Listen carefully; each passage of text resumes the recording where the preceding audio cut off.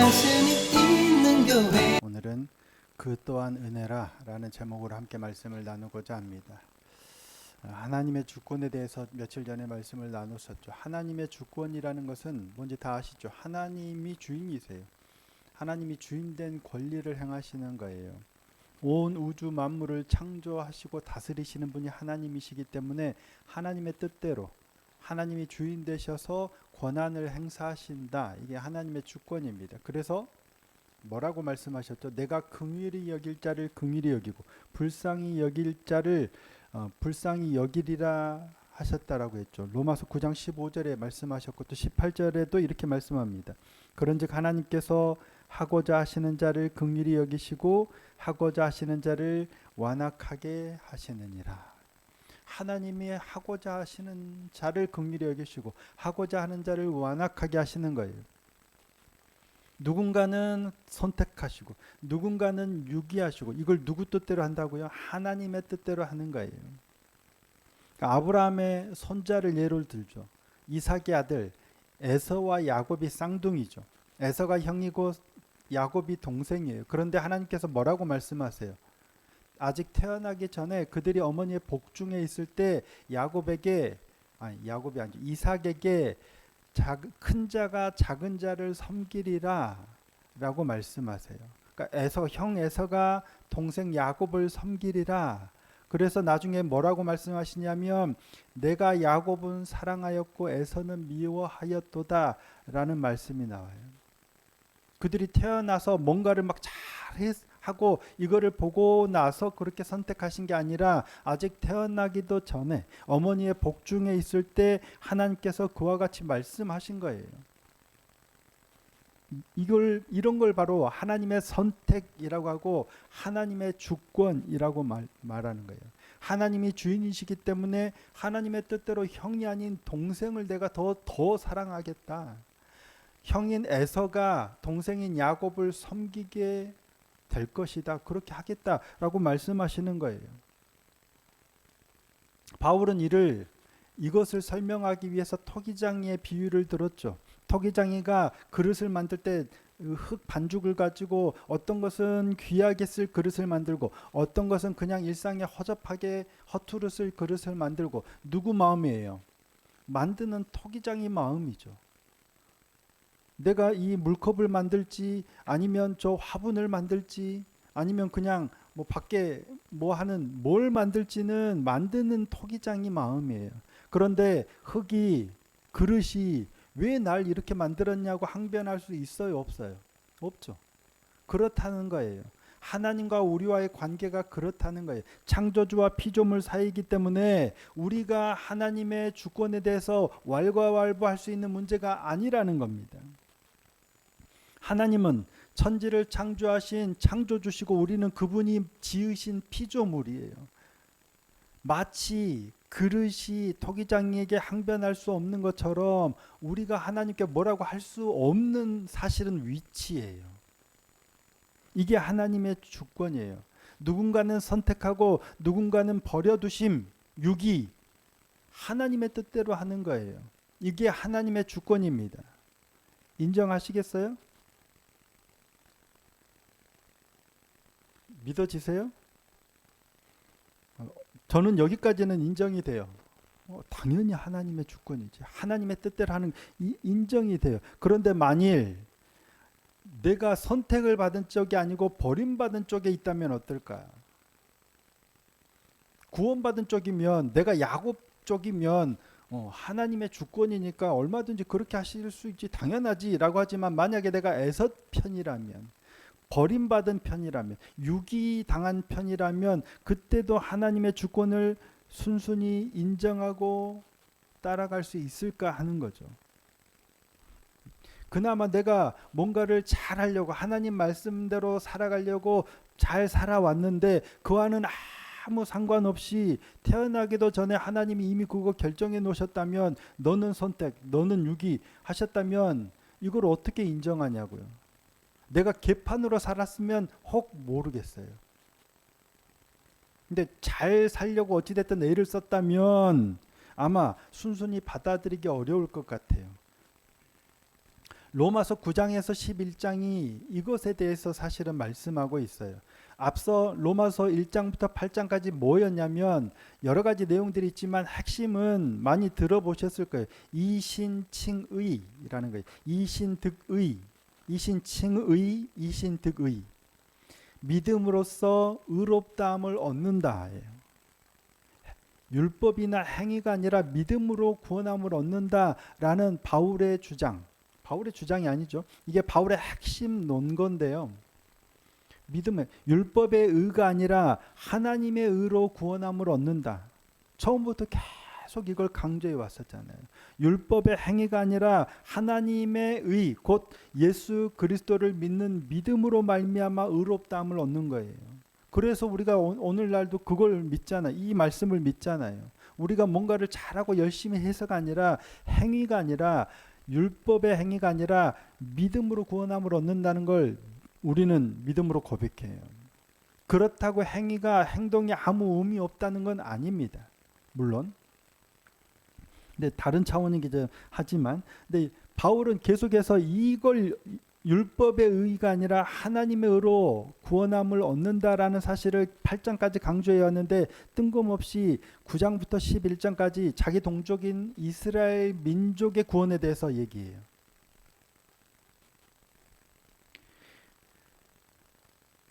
앞의 내용과 상관이 없을까? 당연히 아니겠죠. 앞에 8장까지 내용과 대단히 밀접한 연관이 있어요. 율법의 의가 아니라 하나님의 의, 예수 그리스도를 잘 믿는 믿음으로 의롭다함을 얻는 것과 이스라엘 민족의 구원의 문제가 얼마나 밀접한 관계가 있느냐? 율법은 이스라엘 백성들은 율법을 맡은 자예요. 수많은 민족들 가운데 하나님이 택하시고 하나님의 율법을 맡긴 민족이 바로 이스라엘 백성이에요. 모세를 통해서 시내산에서 이스라엘 백성들에게 주신 명령, 이게 율법이잖아요. 하나님의 명령이에요. 지키기만 하면 생명을 얻을 하나님의 율법을 주신 민족이 이스라엘 백성이에요. 그래서 그들은 어때요? 율법을 철저하게 지키려고 애를 쓰죠. 얼마나 철저하게 지키려고 하냐면 이걸 연구하고 또 연구해서 아주 세세하게 하나하나 다 구분해서 600몇 가지로 나눠 놓고 이거를 다 지켜요. 그래서 안식일이 되면 몇 킬로 이상을 걸어가면 안 돼요. 몇 킬로 이상 걸어가면 일이니까 안식일을 어기는 거예요. 심지어 우리는 엘리베이터 탈 때 버튼을 누르죠. 엘리베이터 타고 가만히 서 있는 사람 없잖아요. 근데 이스라엘 사람들은, 지금도 유대인들은 엘리베이터를 타면 버튼을 안 누른대요. 안식일에 버튼 누르는 게 일이래요. 이게 무슨 일이에요? 그런데 안식일을 기억하여 거룩하게 지키라라는 하나님의 명령을 지키려고, 이 명령 지키려고 이 버튼 하나를 안 누른다는 거예요.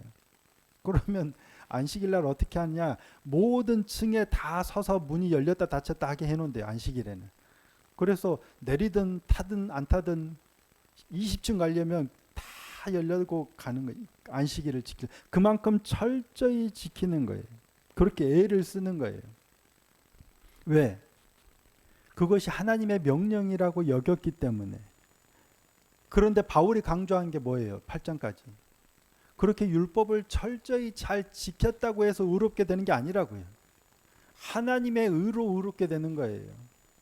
그런데 율법을 맡은 이스라엘 백성들은, 하나님이 주신 율법을 맡은 이스라엘 백성들은 하나님의 명령이라서 그렇게 철저하게 지키려고 애를 써왔는데, 야 너희들 그것 때문에 구원받는 거 아니야 라고 말하면 어떻게 돼요? 완전히 벙 뜨고 완전히 배신감이 들고 막 이러겠죠. 그래서 오히려 이스라엘 백성들은 구원에서 지금 멀어져 있는 상태예요. 이방인들은 복음을 받아들여서 구원함을 얻었는데 오히려 율법을 맡은 자, 선택받은 이스라엘 우리 동족은 구원에서 멀어져 있는 상태예요. 그래서 바울은 이 문제를 지금 다루고 있는 겁니다. 여전히 율법만 붙들고 있는 그들, 구원을 못 받는다. 어떻게 해야 구원을 받느냐? 율법이 문제요, 아니에요?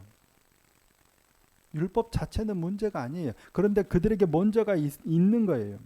아이러니하게도 하나님이 맡기신 율법을 붙들고 있는 그들이 그것 때문에 구원에서 멀어져 있는 거예요. 율법은 나쁜 게 아니라고 했잖아요. 지키면 생명을 얻는 거예요. 율법을 잘 지키려고 해서 문제가 있는 게 아니죠. 당연히.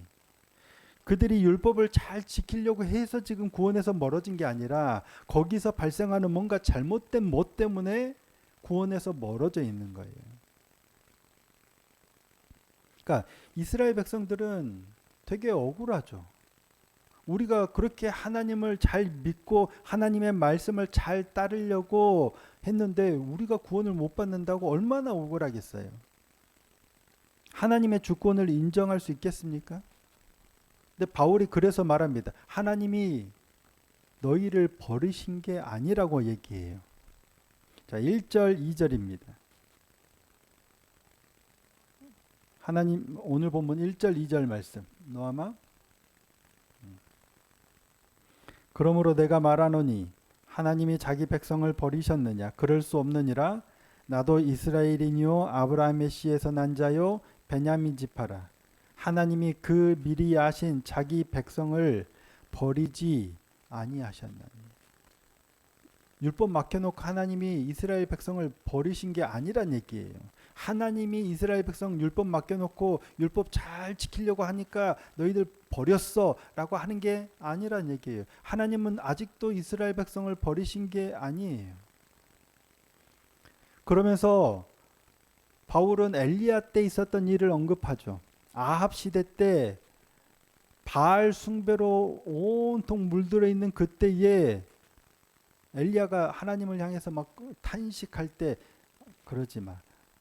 바알에 무릎 꿇지 않은 7,000명을 내가 남겨뒀다. 이걸 예로 들죠. 자, 오늘 보면 4절 5절입니다. 그에게 하신 대답이 무엇이냐? 내가 나를 위하여 바알에게 무릎을 꿇지 아니한 사람 7,000명을 남겨두었다 하셨으니 그런즉 이와 같이 지금도 은혜로 택하심을 따라 남은 자가 있느니라.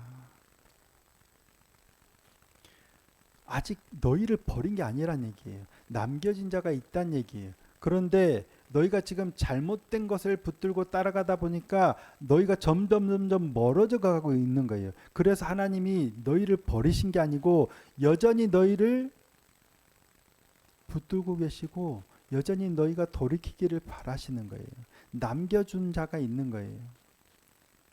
하나님의 언약의 유효성을 언급하면서 또 하나는 참 이스라엘이 누구인가에 대해서 사실은 재정이에요. 이스라엘 백성들은 자기들이 선택된 백성이라고 우리가 이스라엘이다, 하나님의 백성이다라고 하는데 사실 진짜 하나님의 백성은 언약을 지키며 하나님의 선택을 받은 건데 율법을 따라가는 자가 아니라 은혜를 따라서 택하심을 받은 사람이 참 이스라엘 백성이라는 거예요.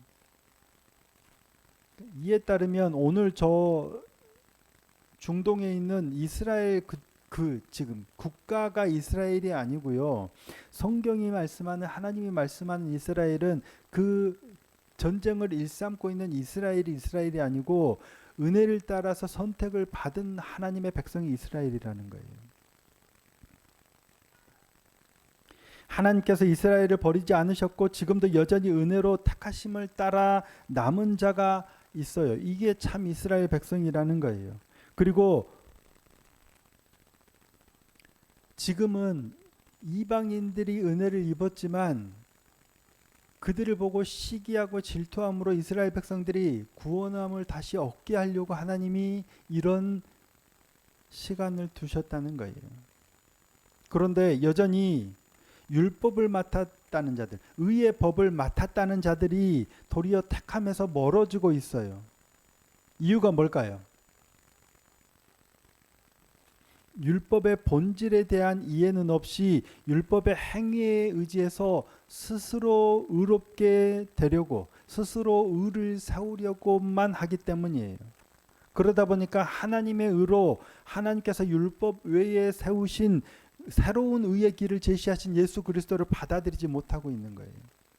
지금도 여전히 유대인들은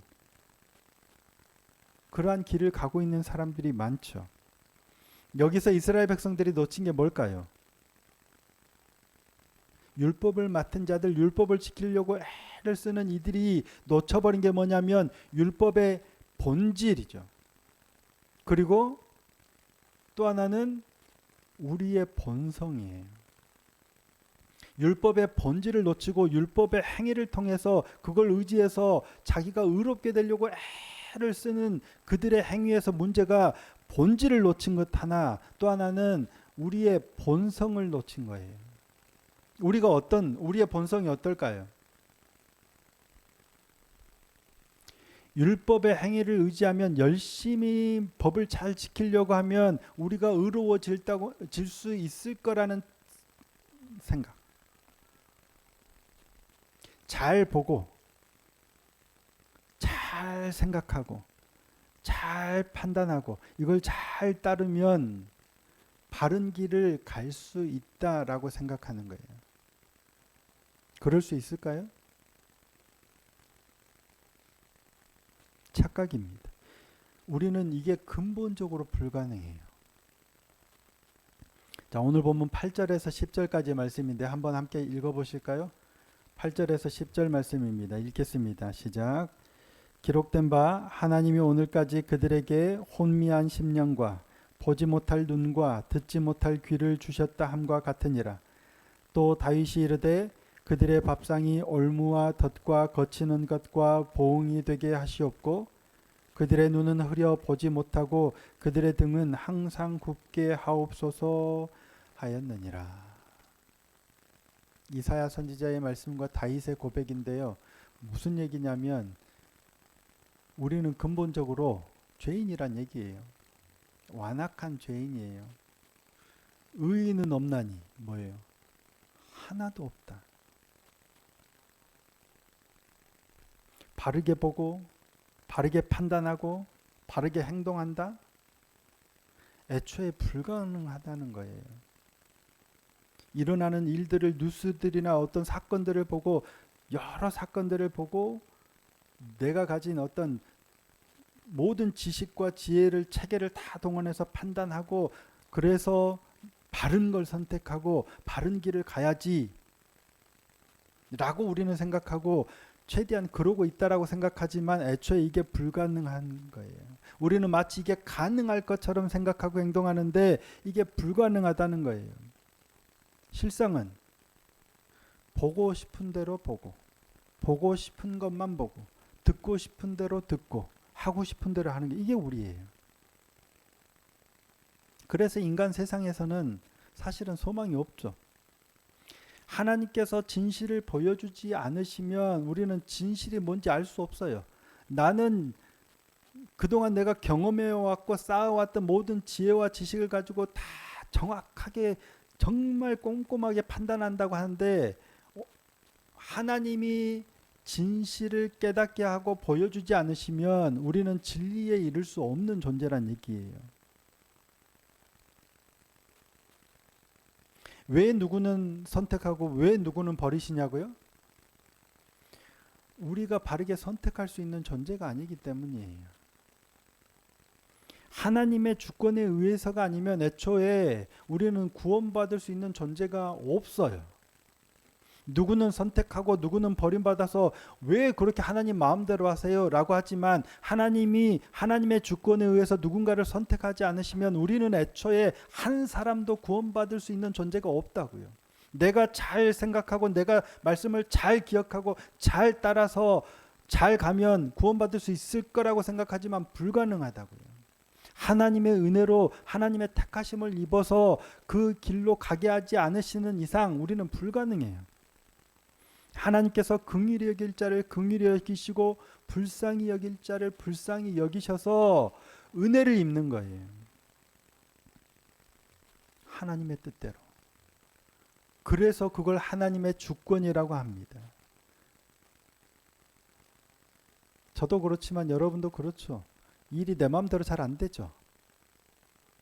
내 마음대로 돈이 벌리기를 하나, 내 마음대로 일이 풀리기를 하나, 뭐가 되기를 하나, 내 마음대로 안 되는 게 훨씬 많잖아요. 얼마나 답답해요. 기도하잖아요. 안 되니까 기도하고. 하나님, 이거 제발 좀 이렇게 해주세요. 하나님 제발 좀 이렇게 좀 도와주세요. 하나님 제발 좀 이거 좀 낫게 해주세요. 기도하고 하나님을 의지하고 기도하는데 왜 내 마음대로 안 되냐고요. 우리는 답답해요. 하지만 그 또한 은혜인 줄로 믿습니다. 내 마음대로 안 되면 답답해요. 답답해. 그런데 그 또한 하나님의 섭리 아래 있는 거예요. 하나님의 주권을 인정할 수 있는 저와 여러분이 되기를 소원합니다. 하나님의 주권 아래 있어요. 하나님의 경영 아래 있어요. 하나님의 섭리 아래 있어요. 하나님이 모든 일들을 이끌어가고 계셔요. 거기에는 내 마음대로 되는 일도 있겠지만 내 마음대로 안 되는 일이 훨씬 많겠죠.